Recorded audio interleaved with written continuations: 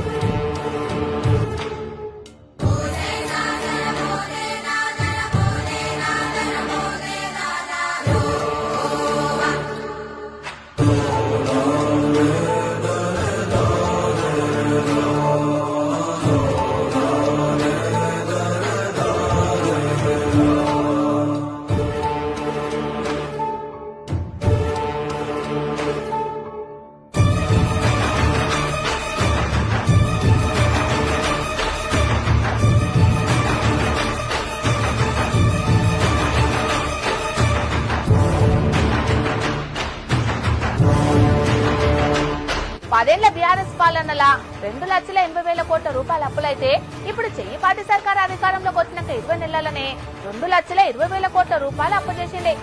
అప్పుల కంటే ఆస్తులు ఎక్కువ ఉన్నాయి. ఆస్తులు సృష్టించి మీకు అప్పచెప్పాం, సవ్యంగా నడపండి అని చెప్పి కూడా నేను విజ్ఞప్తి చేస్తాను.